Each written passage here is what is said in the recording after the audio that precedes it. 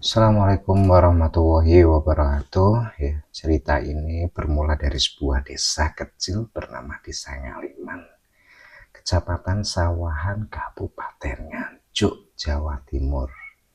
Desa ini berada di lereng Gunung Wilis, daerah yang dikenal dengan dingin, sunyi, dan masih kental dengan kepercayaan lama. Siang hari terlihat biasa saja. Petani ke sawah, ibu-ibu ke pasar, tapi saat malam turun, suasana berubah mencekam. Apalagi kalau sudah mendekati malam Jumat. Di desa itulah tinggal seorang pria bernama Sutrisno, warga asli Ngaliman.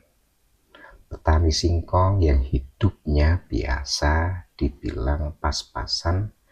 Rumahnya dulu hanya tembok setengah. Dapur masih tanah, kalau hujan air masuk dari sela-sela genteng. Sutrisno tinggal bersama istrinya. Kita panggil aja dengan nama Sari dan 2 orang anaknya. Warga mengenal sebagai orang pendiam, jarang bergaul, tapi tidak pernah punya masalah dengan siapapun.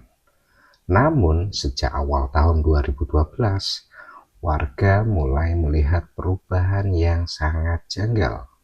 Sutrisno yang biasanya berangkat ke sawah pagi-pagi mendadak sering di rumah. Tak lama kemudian ia membeli pick up L300 bekas. Sesuatu yang tidak masuk akal bagi petani kecil sepertinya.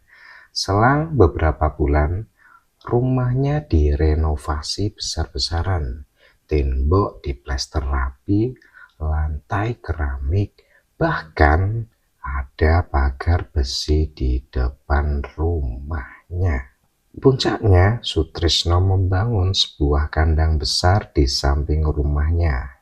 Ukurannya seperti kandang sapi milik juragan ternak, tapi anehnya tidak pernah ada sapi di dalamnya. Kandang itu selalu kosong, pintunya tertutup, dan hanya dibuka saat malam tertentu. Durung wektune nunggu rejeki teko. Sejak kandang itu berdiri, kejanggalan lain mulai terasa.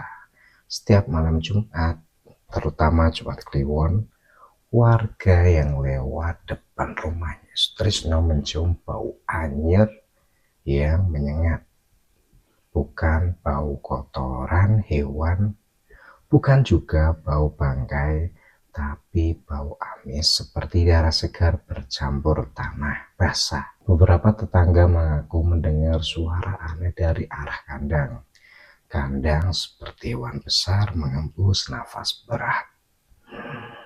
Kadang seperti suara benda diseret di tanah, padahal kandang itu kosong. Sejak saat itu, warga desa Ngaliman mulai yakin kandang itu bukan karena biasa, dan kekayaan Sutrisno bukan datang dari jalan yang wajar. Kejanggalan yang terjadi di rumah Sutrisno akhirnya sampai ke telinga orang-orang tua di desa Ngaliman. Salah satunya adalah Pak Rukiman, tokoh kampung yang sudah puluhan tahun tinggal di sana. Dari dialah pelan-pelan tabir masa lalu Sutrisno mulai terbuka. Beberapa tahun sebelum hidupnya berubah, tepat sekitar akhir 2011, Sutrisno sebenarnya berada di titik paling terpuruk. Sawahnya gagal panen berturut-turut karena hama dari cuaca buruk. Utangnya menumpuk di koperasi desa, sementara anak bungsunya sering sakit-sakitan. Setiap malam, Sutrisno terlihat sering termenung di teras rumah, merongkok tanpa bicara, seperti memikirkan sesuatu yang berat. Suatu malam, tanpa sepengetahuan istrinya, Sutrisno pergi ke desa Bajulan, desa tua di wilayah Nganjuk yang dikenal masih memegang kuat ilmu kejawen. Di sanalah tinggal seorang dukun sepuh bernama Mbah Karto. Orang-orang desa tahu Mbah Karto bukan dukun sembarangan. Banyak yang datang kepadanya untuk meminta penglarisan keselamatan, bahkan kekayaan, meski resikonya besar. Di hadapan Mbah Karto, Sutrisno mengaku sudah kehabisan jalan. Ia tidak minta kaya raya, katanya hanya ingin hidup cukup dan hutangnya lunas. Mbah Karto terdiam lama, lalu bertanya pelan, "Sampan wani bayar regane?" Sutrisno mengangguk, meski belum paham arti sebenarnya. Mbah Karto lalu menawar sebuah laku berat yang jarang diambil orang, yaitu pesugihan kandang bubrah. Pesugihan ini tidak memakai gua atau laut, melainkan kandang besar yang baru dibangun di tanah sendiri. Kandang itu tidak boleh diisi hewan apapun, tapi harus dirawat seperti kandang ternak sungguhan. Ritual awalnya dilakukan di kaki Gunung Wilis tepat pada malam Jumat Kliwon. Sutrisno harus membawa sesajen berupa kembang setaman, kemenyan, kepala ayam cemani, dan darah segar. Di sanalah Mbah Karto memanggil penjaga gaib yang dikenal sebagai Buto Kandang, makhluk hitam besar yang konon menguasai jalur rezeki hitam wilayah itu. Syaratnya terdengar sederhana, tapi mengandung makna mengerikan. Rezeki akan mengalir deras, namun kandang itu suatu saat harus diisi. Dan yang dimaksud diisi bukanlah hewan biasa, melainkan nyawa dari garis darah pemiliknya sendiri. Saat itu Sutrisno tidak sepenuhnya memahami maksudnya. Yang ada di kepala, yang ada di pikirannya hanya satu, keluar dari kemiskinan. Dan sejak malam itulah jalan hidup Sutrisno mulai berbelok ke arah yang gelap. Perubahan hidup Sutrisno setelah ritual itu terjadi dengan sangat cepat. Baru beberapa minggu sejak kandangnya berdiri, uang mulai datang dari arah yang tidak pernah ia duga. Singkongnya laku mahal. Ada orang kota yang tiba-tiba menyewa lahannya. Bahkan ada kerabat jauh yang meminjamkan modal tanpa diminta. Di mata warga, Sutrisno seperti sedang ketibanan rezeki. Namun bersama dengan itu, kejanggalan mulai menimpa keluarganya. Anak bungsunya, Dimas, yang baru berusia 7 tahun, mulai sering sakit sejak kandang selesai dibangun. Awalnya hanya demam biasa, tapi anehnya demam itu selalu datang setiap malam Jumat, terutama saat masuk Jumat Kliwon. Badannya panas tinggi, tapi tangannya dingin seperti es. Saat menggigau, Dimas sering menangis sambil menunjuk ke arah kandang. "Pak, kandangnya rame, ono sing gede." Begitu kata Dimas. Menurut pengakuan ibunya, Sutrisno menganggap itu hanya halusinasi anak sakit yang membawa Dimas ke puskesmas, lalu ke dokter di kota Nganjuk. Tapi hasilnya selalu sama, tidak ada penyakit jelas. Anehnya setiap kali pagi menjelang, Dimas terlihat membaik, seolah sakit itu hanya dipinjamkan sementara. Sampai pada satu malam Jumat Kliwon, hujan turun deras sejak maghrib, listrik mati sekitar tengah malam. Bu Sri terbangun karena Dimas tidak ada di sampingnya.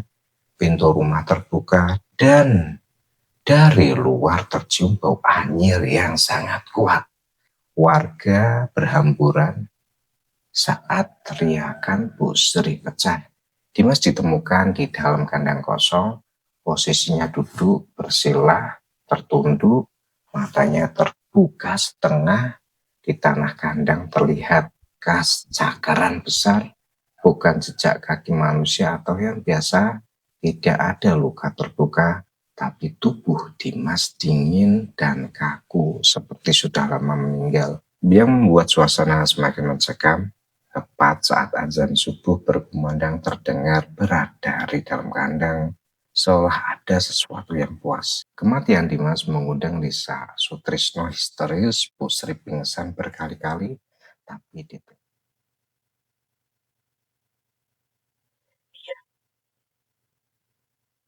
lama, lalu berkata lirih ke Sutrisno, "Kandange wis keisi, saiki rezekimu ora bakal mam." Ya, dari plot twistnya baru disadari belakangan.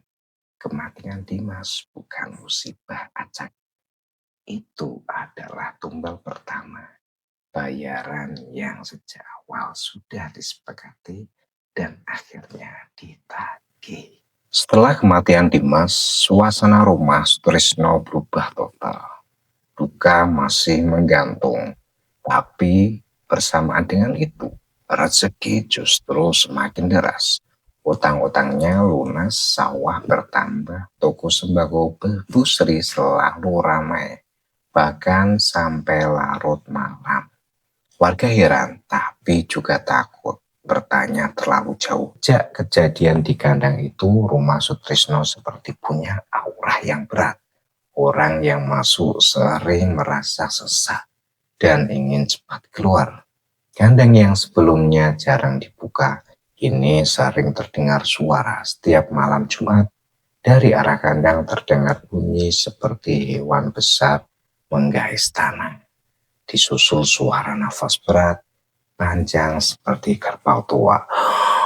Padahal pintu kandang tetap terkunci dan isinya tetap kosong. Beberapa warga mengaku melihat bayangan hitam besar duduk diam di dalam kandang saat lampu mati. Bu Sri adalah orang yang paling berubah. Sejak kematian anaknya, ia sering melamun, menatap kandang tanpa berkedip. Kadang tengah malam ia terbangun sendiri, berjalan ke arah kandang sambil berbisik pelan, seolah sedang berbicara dengan seorang yang tak terlihat. Puncak terjadi di saat Bu Sri mulai kerasukan. Tubuhnya kaku, matanya melotot, dan suara berubah berat. Bukan suara perempuan. Dalam keadaan itu, ia selalu berkata kalimat yang sama. Kandange luwe, isine kurang. Sustrisno ketakutan. Ia kembali mendatangi Mbak Kalto, berharap ada cara untuk menghentikan semua ini. Tapi jawaban Mbah Karto justru membuat lemas. Pesugihan iki ora mandek selama kandang isih ono. Ia bakal njaluk isi maneh. Tak lama berselang, tragedi kedua terjadi. Pada suatu malam hujan deras, Bu Sri ditemukan warga tergantung di tiang kandang. Lehernya terjerat kain jari, lidahnya menjulur dan matanya terbuka menatap kosong ke dalam kandang. Tanah di bawah penuh bekas jejak kaki besar yang melingkar, seolah ada sesuatu yang menari mengitari tubuhnya. Anehnya, setelah kematian Bu Sri, kekayaan Sutrisno melonjak drastis. Ia membeli mobil baru, sawahnya makin luas, dan hidupnya tanpa berkecukupan. Tapi ia hidup sendirian, terisolasi, dan setiap malam terdengar ia berteriak dalam rumah seperti orang bermimpi buruk. Warga mulai paham satu hal mengerikan. Pesugihan kandang Bubra tidak pernah puas. Selama kandangnya itu berdiri, ia akan harus menagih satu nyawa demi satu nyawa.